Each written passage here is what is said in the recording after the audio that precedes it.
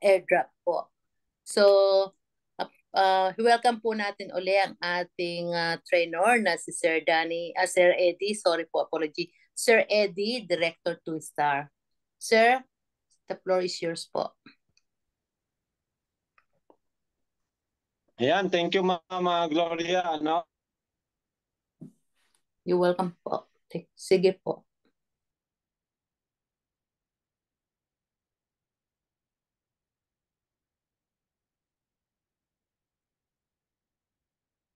Nahang po kayo. These coming days ay araw-araw na po yung ating webinar gawa ng habang papalapit po yung launching ng ating C1 token ay pa-excite ng pa-excite yung pong ating mga nararamdaman. Pero this time po ay mind-blowing din po yung nangyari sa araw na ito sa ating Planetary X. Ayan, kasi nga ay namigay na po ng tinatawag nating monthly airdrop. At hindi po basta airdrop po ito dahil tingnan nyo mabuti. Basahin po natin yung nakalagay po sa Discord.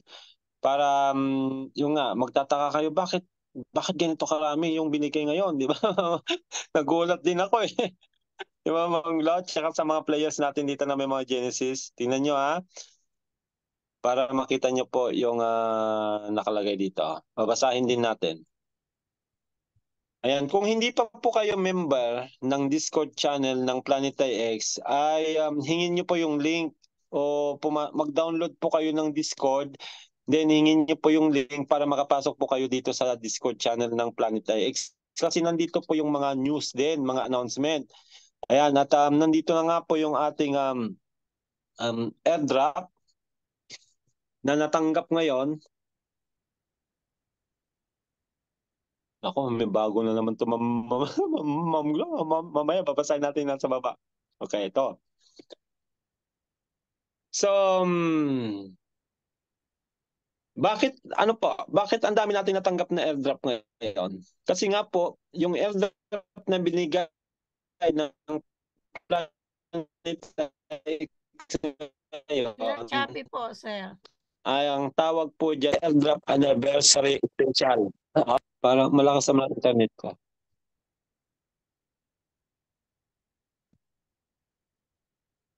Okay na po? Yes po, sir. Yes po.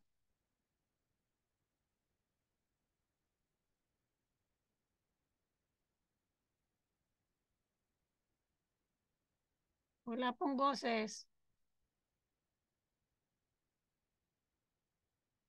Naghang. Tina, okay lang. Dinig nyo na ako?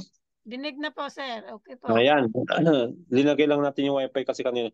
So ito po yung nakuha nating airdrop. Hindi po siya normal na airdrop kasi ang tawag po niyo ng Planetary X ito ay monthly airdrop anniversary special.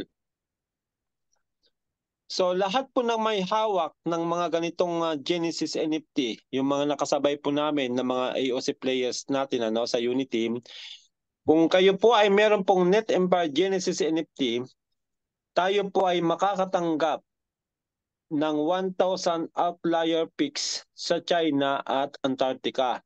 So dinivide po nila, Outlier po yung puti, yung puting lupa, yung po yung pinakamura, yung 1,000 yung outlier, yung po yung mga binubuo natin pag tayo nagkikreate ng territory, So 1,000 po ang binigay ng Net Empire Genesis NFT holders.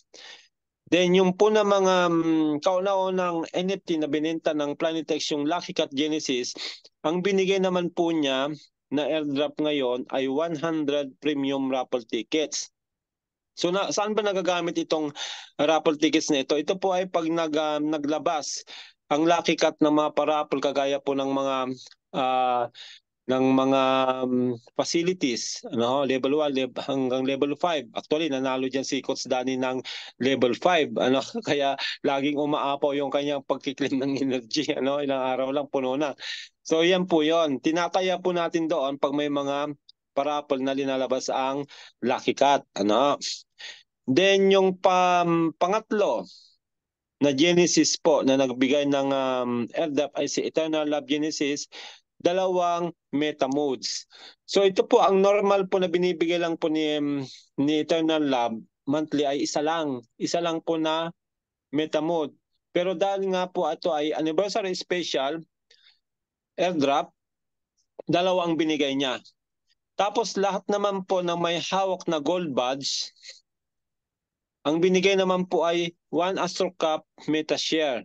Ano, yung AstroCap MetaShare, pag natanggap natin ito, stick mo agad sa IX Foundation, mag-earn po siya ng daily IXT. Ano? Then si GWS Genesis o si Global Waste System Genesis NFT, nagbigay po siya ng 2,000 waste. Normal na binibigay po nito monthly ay 1,000 lang. Ngayon, dinoble, 2,000 din. Tapos si Y Genesis NFT, ang binigay naman po niya ay 5 rover. 5 rover. Ano ho? Yan po yung nangungulikta ng basura na automatic. Ano? Machine po siya na yung nakikita nating umiikot-ikot doon sa ating mga tiles. Yan po si rover, nangungulikta po yan ng kusa. Hindi na po natin kailangang mamasura. Siya na pong namamasura para sa atin. At ikiklaim lang po natin every 10 days. Ano? Every 10 days po yung kiniklaim. Then, si Newland Genesis NFT naman, ang binigay naman po sa atin ay 5 legendary biomodes. Legendary. Yan po ay ginagamit natin kung tayo po ay nagbibuild ng facilities. Ano, 2 legendary ang kailangan. Ano, so yan, makakabuo na po tayo ng 2.5 facility. Ano, 2.5 sabi ko kasi nga dapat 6 para 3. Ano, dagdagan nyo na lang isa para 3 facility. Then si Gravity Grade Genesis naman, ang binigay naman po niya ay another MetaShare 1 Gravity Grade MetaShare. Nahuli lang po itong dumating kasi nga kanina nung tinignan ko lahat meron na yung nasa taas, pero yung Gravity Grade MetaShare wala pa. Pero ngayon dumating na rin po. Nandiyan na rin po. So makikita nyo po yung mga yan, yung mga airdrop na mga yan, na mga digital assets natin doon sa inventory. Pasok lang po kayo sa inventory. At yung ating rover po, ay makikita po yan sa cargo. Doon nyo po siya i-click. Yung iba naman ay makikita doon sa resources, makikita sa resources. At siyempre yung lote, makikita doon sa LAN. Ano ha? Okay.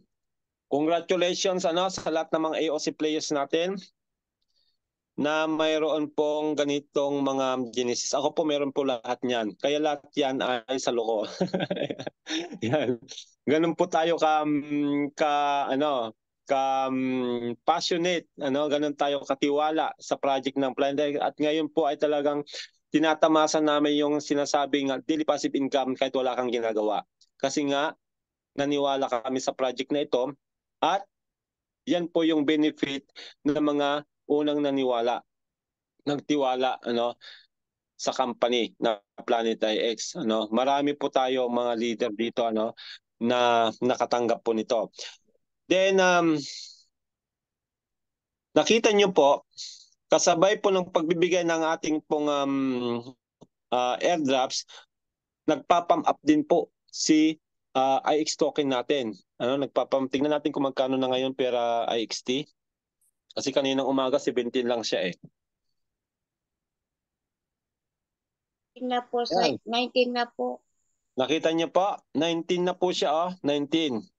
Ayan, may bumili na nung aking isang may bumili na nung, hindi ko alam kung ang nabili dito ay yung baka yung gold siguro to. Kasi 31 kasi ang benta ko ng MetaMod. 3 binibenta kong MetaMod yan eh. Ayan, 19 na ba, kita nyo? Plus 1.69% ang kanyang tinaas. Di ba? Grabe. Matindi yan. Pag yan ay lumabas na yung bullish market. So may bago pang update din dito. Dadagdag na lang din po natin, Ma'am Gloria, doon sa update kasi bago lang ito kanina rin. Okay po. Territory is taking boost. 2-year anniversary special. Celebration are in order. Planet X have decided to boost territory staking pool. The initial plan was to add roughly 80,000 IXT that has been accumulated through our in-game economy that has now been increased to 1 million IXT. Wow! 1 million added IXT added today. So ibig sabihin nito, yung mga nagbubuo ng territory. yung mga nag-stick ng territory. Yes, tama. Ayan, nakita nyo? So, ibig sabihin, tayong may mga naka-stick na territory, madadagdagan po yung daily natin. Daily. Ayan, makikita ka mamaya, madadagdagan. Tapos dito yung may mga naka-stick na territory, especially yung may mga domain. May mga domain dyan, may mga zone. Ayan good news po. Magdadagdag po ng 1 million IXT para doon sa staking pool. Kaya, siyempre, asahan natin, tataas din ang daily natin. So, yan po yung ating update, Ma'am Gloria, at sa mga affiliates natin nandito. Napakaganda po ng ginawa. At tika po, ito po yung nakikita po namin dito sa ating IX token.